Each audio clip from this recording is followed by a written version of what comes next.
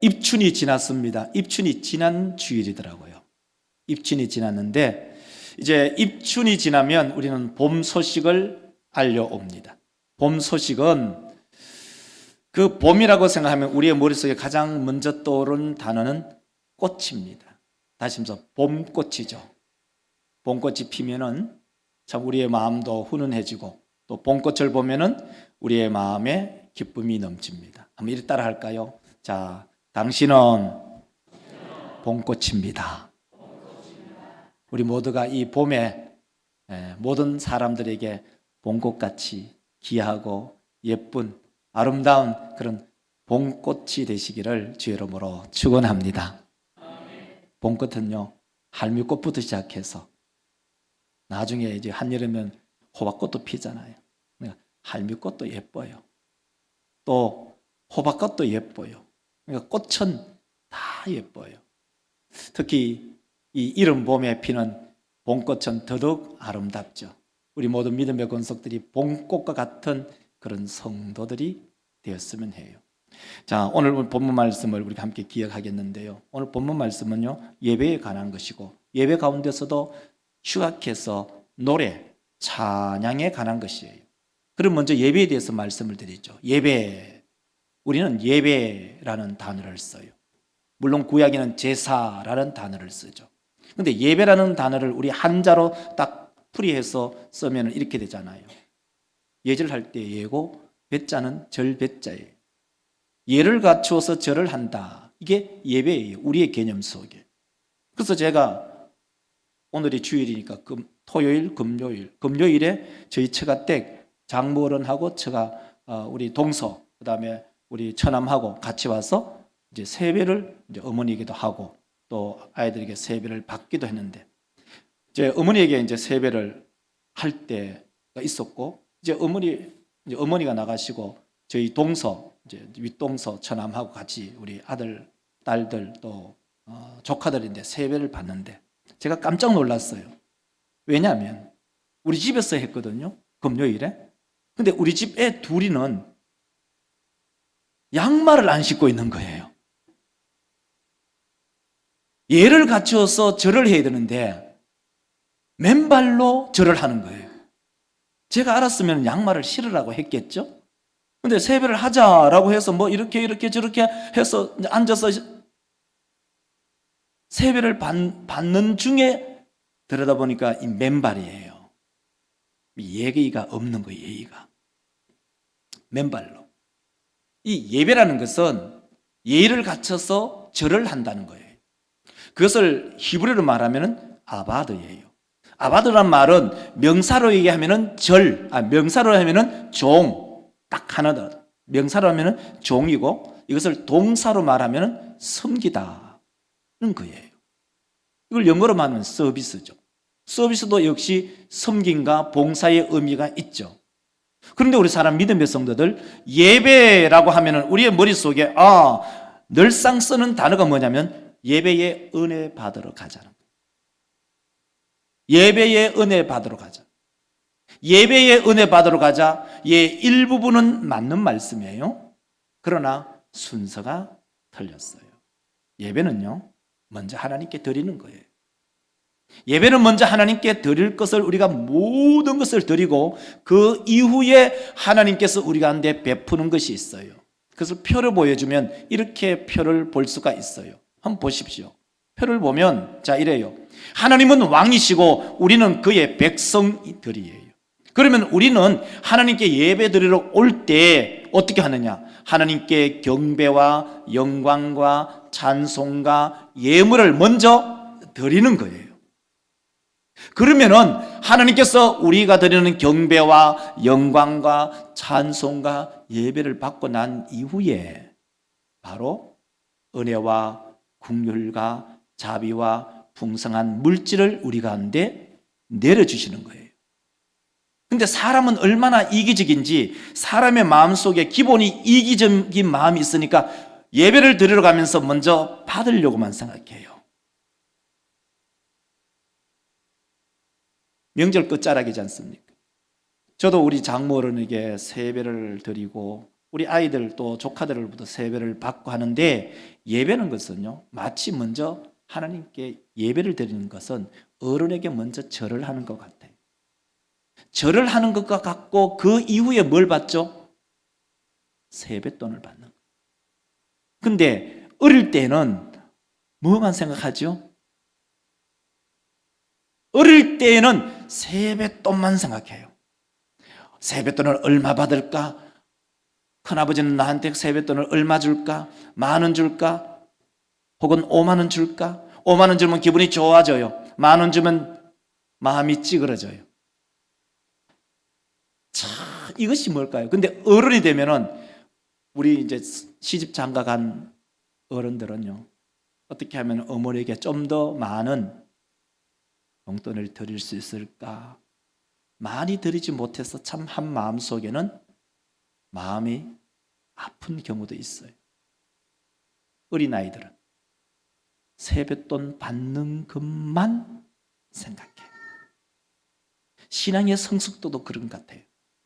신앙이 성숙한 그리스도인들은요, 어떻게 하면 내가 하나님께 영광과 찬송과 경배와 물질 예물을 드릴 수 있을까라고 하는 것을 생각한다면, 반대로는 어떻게 하면 내가 하나님께 은혜를 받기만 할까, 궁예를 받기만 할까, 물질의 복을 받기만 할까, 또한 자비를 받을, 일종의 받는다기보다는 어떻게 보면 이렇게 표현하는 게 좀 더 나을 것 같아요. 빼낼까?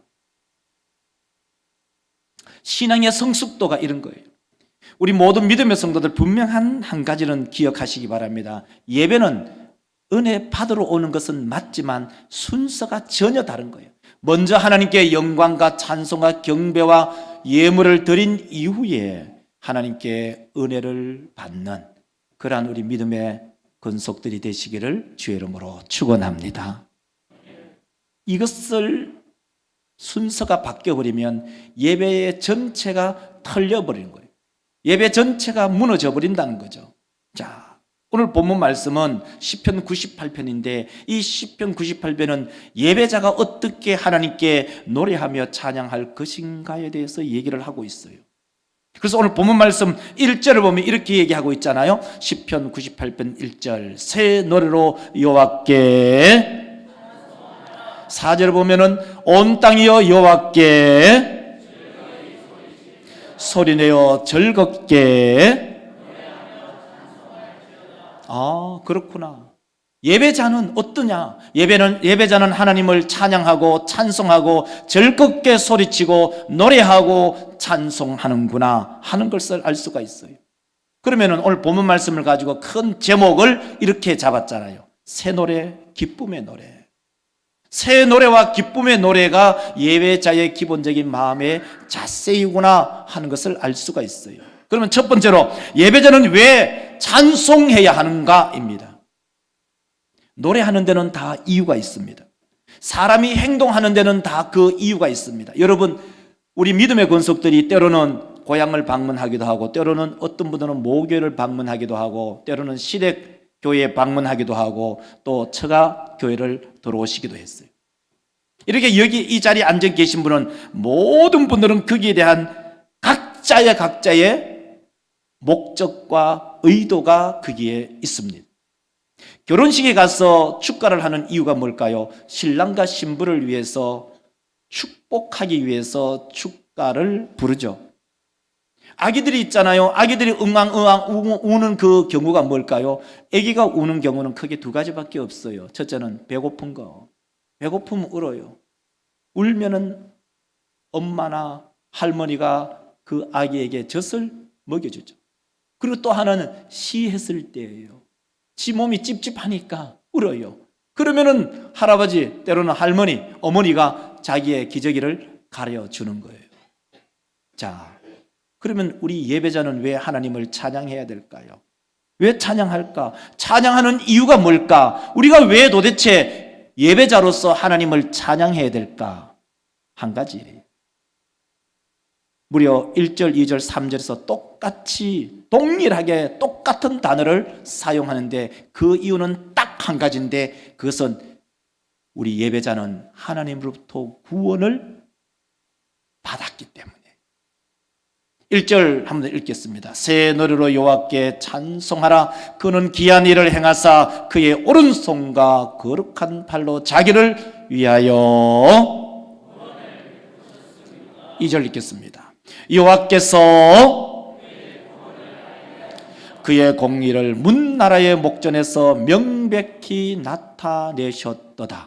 3절 그가 이스라엘의 집에 베푸신 인자와 성실을 기억하셨으므로 땅 끝까지 이르는 모든 것이 우리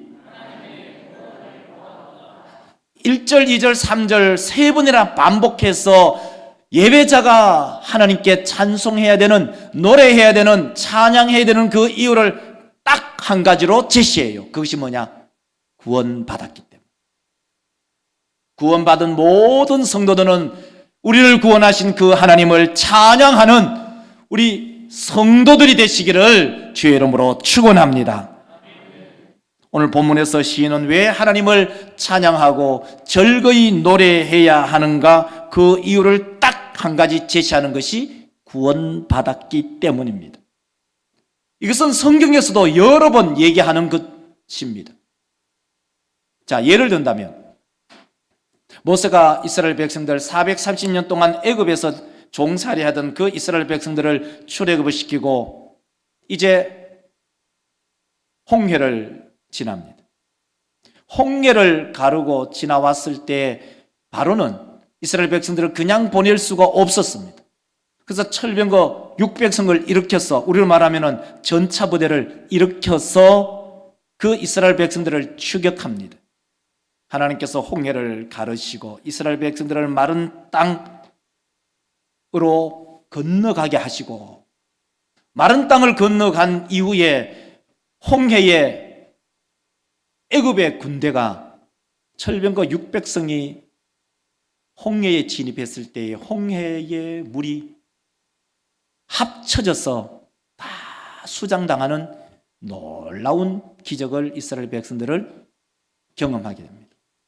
홍해를 건넌 이후에 이스라엘 백성들이 어떤 반응을 보일까?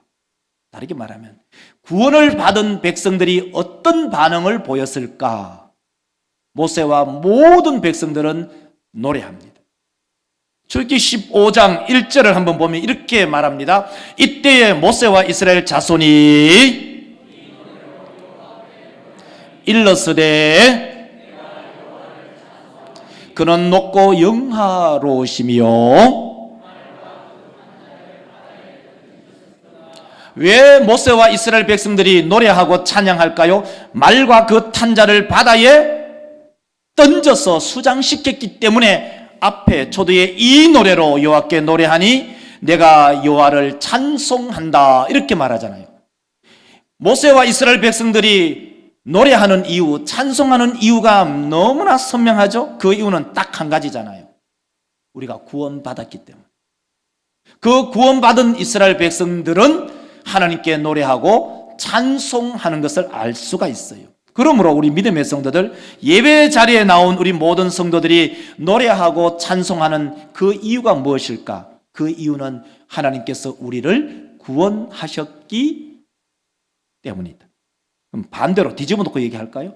찬송하지도 않고 노래하지 않는다는 것은 내가 교회의 자리에 앉아있고 예배 자리에 앉아있다고는 하지만 그 속에는 구원의 감격도 구원의 감사도 없을 수 있어요. 없을 수 있어요. 모세의 그 노래에 화답하는 모세의 누나의 노래를 우리는 들을 수 있어요. 출애굽기 15장 21절을 보면은 화답을 합니다. 자, 빨간 글씨를 읽으시기 바랍니다. 미리암이 너희는 그는 높고 영화로우시며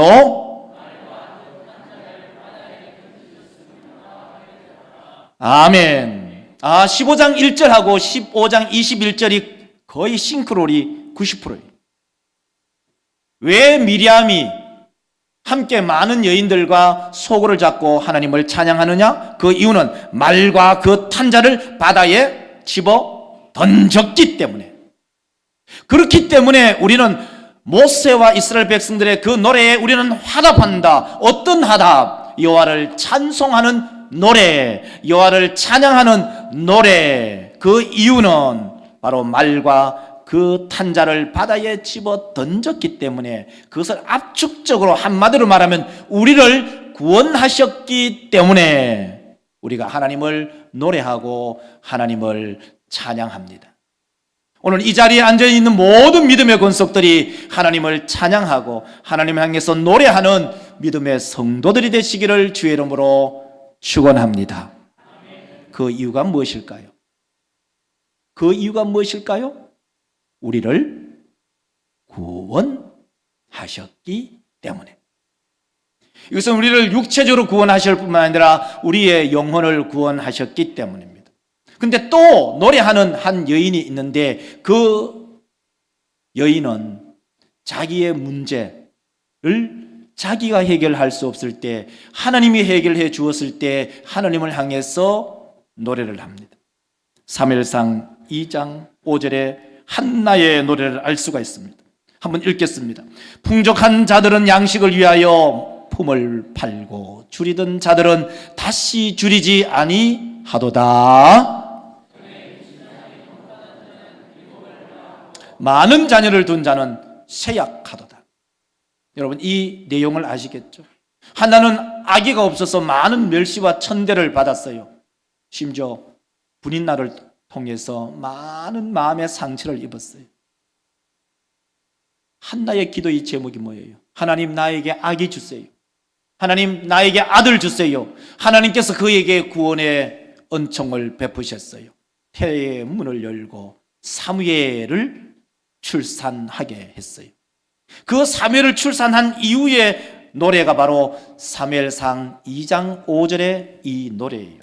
전에 임신하지 못하던 자는 7을 낳았고 많은 자식을 둔 자는 쇠약하도다. 우리 믿음의 성도들, 그러므로 우리 모든 믿음의 권속들의 삶 속에 우리가 할 수 없는 일에 대하여 하나님께서 행하심에 대한 노래와 찬송, 특히 예배 가운데 하나님을 크게 찬송하는, 우리의 온 마음을 담아서 우리의 온 영혼을 다하여 하나님께 찬송하는 믿음의 권속들, 구원받은 성도들이 되시기를 주의 이름으로 축원합니다. 여러분, 찬송가 305장, 옛날에는 405장이었지만 이제 찬송이 개편되어서 305장 찬송이 어메이징 그레이스, 바로 존 누턴이 작사한 시죠. 작사한 노래예요. 이 사람은 20세기에 원래는 살았던 20대에 20살에 노예 선장이었어요. 노예를 사고 파는 그러한 선장이었죠. 그런 가운데 1748년 5월 10일에 큰 폭풍우를 만나게 됐어요. 그 폭풍 가운데 죽음 직전에 도달했을 때 그가 하나님께 외마디로 외칩니다. 하나님, 자비를 베풀어 주옵소서. 그렇게 하나님께 간절히 기도한 즉시 폭풍우가 그쳤어요. 그 이후로 이 사람은 노예 선장을 그만두고 예수로 회개하고 회심하고, 그래하여 그가 나중에 목사가 되었죠. 그리고 그 이후에 이 사람이 한 일 중에 큰 일이 노예 해방 운동이었어요. 그때 작사한 곡이 바로 나 같은 죄인 살리신 그 곡이었어요. 우리 모든 믿음의 성도들, 우리 모든 믿음의 권속들, 왜 예배자가 하나님께 찬양을 해야 할까요? 그 이유는 한 가지, 바로 하나님께서 나를 구원하셨기 때문에. 그러면 두 번째로, 구원받은 이 예배자는 어떻게 하나님께 찬양할 것인가입니다. 구원자는, 예배자는 어떻게 하나님을 찬양할 것인가? 오늘 본문 말씀을 보면은 이렇게 말합니다. 5절과 6절과 8절을 한번 읽어보면은 그 어떻게 해야 하는가를 알 수가 있어요. 자, 시편 98편 5절을 읽겠습니다. 수금으로 여호와를 노래하라. 노래할지어다. 6절 시작. 왕이신 여호와 앞에 즐겁게 소리칠지어다. 8절 여호와 앞에서 산악이 함께 즐겁게 노래할지어다. 아, 그렇구나. 5절과 6절과 8절을 표로 보여주면 이렇습니다. 표로 보여주면 이런 거예요. 노래하라는 말이 3번 나와요. 그러니까 모든 이 히브리 문학의 독특한 히브리 문학의 2가지의 특징, 하나는 평행법, 하나는 반복법이에요. 노래하라는 말이 뭐예요? 3번이나 노래하라, 노래하라, 노래하라. 어떻게 노래할 것인가? 노래의 방법을 얘기하고 있잖아요. 수금과 음성으로. 어떻게 노래할 것인가? 나팔과 호각으로. 어떻게 노래할 것인가? 박수로. 수금이 뭐예요? 요즘 말하면 현악이에요. 기타. 물론 옛날에는 이 다윗 시대는 현악, 하프를 두고 얘기하지만 지금 우리 하프 안 쓰잖아요. 이제 우리는 다 기타 쓰잖아요. 수금, 현악기, 음성으로 우리의 큰 목청을 다했어. 나팔, 이 나팔한 말은 다르게 번역하면은 은나팔, 금속의 나팔. 그 다음에 호각, 이 호각이라는 말은 뿔나파를 얘기하고 있어요. 박수로 온 몸을 다했어. 그러니까 이 하나님께 찬양하고 하나님께 노래하는 그 방법을 우리 가운데 얘기하고 있는데, 그것은 기타로, 때로는 우리의 목청을 다했어. 또한 나팔로, 은나팔로, 트럼펫, 트럼본으로, 때로는 색스폰으로, 호각, 때로는 그 뿔나팔로, 그리고 우리의 손으로, 박수로 하나님을 찬양하는 우리 모든 믿음의 성도들이 되시기를 주의 이름으로 축원합니다. 그래서 8절을 현대인 성경으로 재번역하면 이렇게 번역이 돼요. 한번 보세요. 8절인데요. 너희 강들아 여호와 앞에서, 너희 산들아 기쁨으로 함께 노래하라. 이렇게 돼 있어요. 이게 현대인 성경이 번역하고 있는 거예요. 자, 우리 믿음의 성도들, 우리가 예배 가운데, 우리가 이 대중 예배 가운데, 회중 예배 가운데 우리가 크게 노래할 의무가 있어요. 크게 찬송할 의무가 있어요.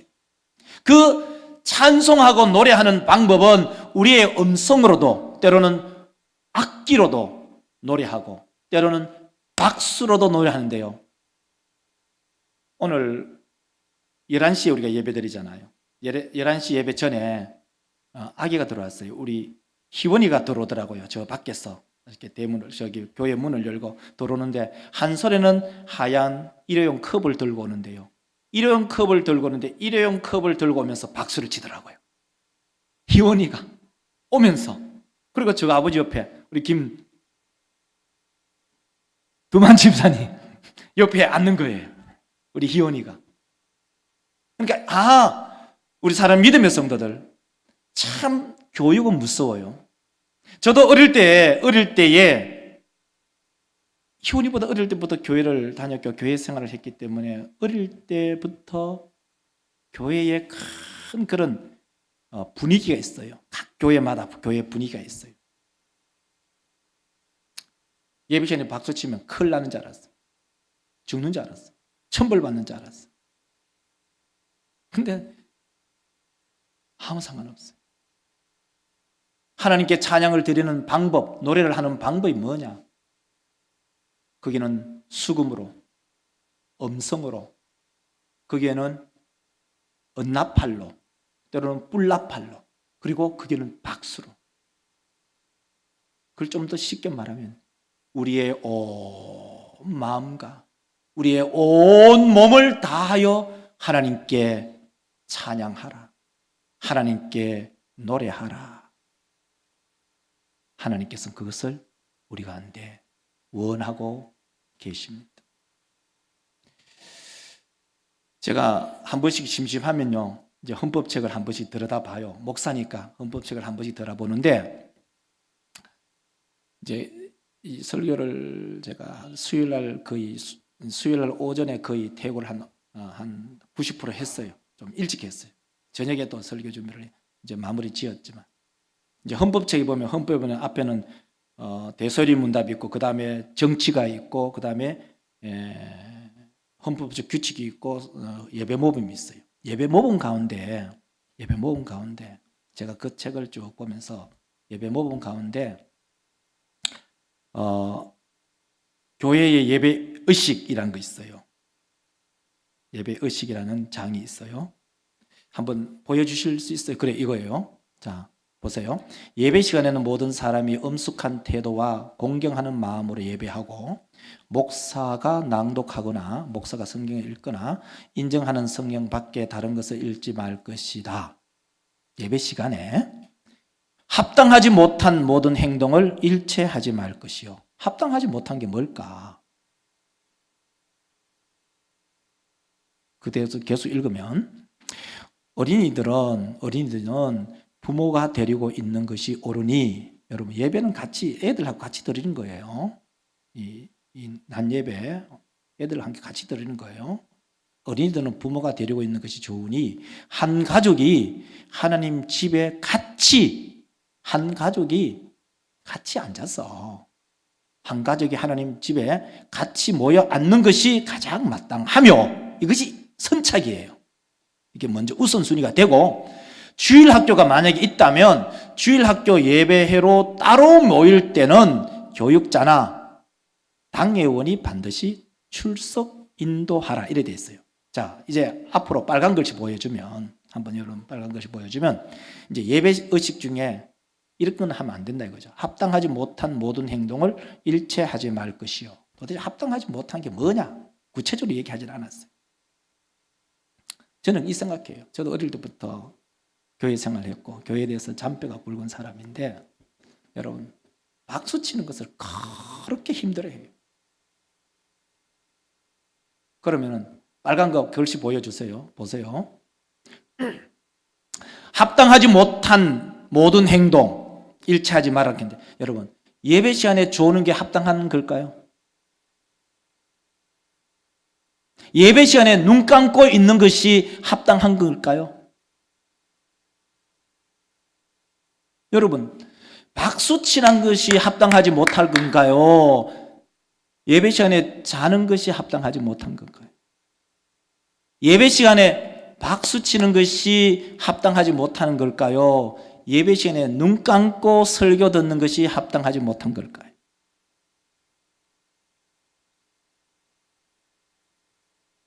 여러분의 해석에 맡기면 돼요.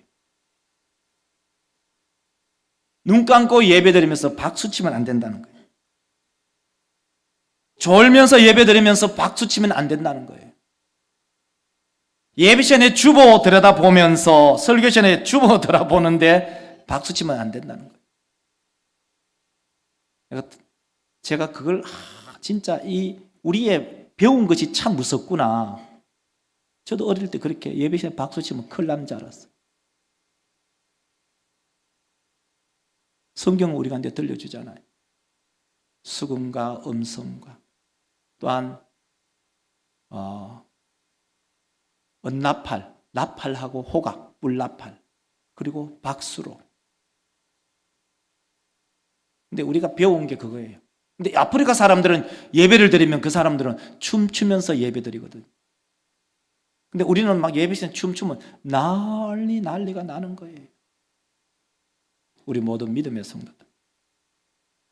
제가 이 책을, 헌법책 2018년 11월 30일 이제 개정된 책을 제가 읽었어요. 지금은 또 2020년 이후에 나온 책이 있어요. 그런데 그 중에 2018년 11월 30일 헌법개정위원회, 거기에 여러분 깜짝 놀라실지도 몰라요. 여러분 별로 그 책 관심도 없고 하니까. 저는 우연히 봤어요. 그 책을 여러 번 봤는데도 도대체 이 개정위원이 누가 계시는가? 우리 교회 석정욱 장로님 거기 이름이 떡하니 계시는 거예요. 여러분 모르셨죠? 당연히 모르죠. 총회 안에 헌법개정위원회가 있어요. 그게 우리 석정욱 장로님 이름이 거기 계십니다. 그 특별위원회, 이게 총회는 상설위원회와 특별위원회가 있는데 특별위원회 보통 12명으로 구성돼요. 그러니까 총대 1600명 중에 한 분이 그게 우리 석동욱 장로님이세요. 여러분, 예배자는 하나님께 새 노래, 기쁨의 노래로 우리 하나님께 나아가는 우리 모든 믿음의 성도들이 되시기를 주의 이름으로 축원합니다. 뿐만 아니라 예배자는 왜 찬송해야 될까요? 우리 예배자가 왜 하나님께 찬송해야 될까? 왜 우리가 하나님께 크게 찬송해야 될까? 우리의 목청을 다해서 찬송해야 될까? 저는 한 번씩 수요 예배 때 앞에 앉다가 때로는 저기 앉다가 또 새벽 예배는 우리 목사님 월하 이제 부목사님 설교하면 저는 뒤에 앉고 때로는 헌신 예배 오면 저는 여기 앉을 때도 있고 저기 앉을 때도 있고 뒤에 앉을 때도 여러 곳에 앉아요. 그리고 우리 성도들의 찬송 소리를 들어요. 누가 크게 찬송하는가? 다른 사람들하고 딴 얘기할 때 뭐 땅 얘기하기도 하고 때로는 뭐 시장에 배추 이야기하기도 하고 때로는 김장철은 김장할 때 뭐 이게 뭡니까 고추 얘기도 할 때 큰 소리로 얘기해. 정작 예배 시간에는 여러분 한번 보세요. 오늘 말씀이 우리 가운데 들려주는 것이요, 하나님 앞에 노래할 때 찬송할 때 크게 찬송, 크게 노래하는 그러한 우리 모든 믿음의 권속들이 되어 하나님이 주는 큰 복과 큰 은혜를 누리는 귀하고 복된 우리 성도들이 되시기를 주의 이름으로 축복합니다. 기도합시다. 하나님,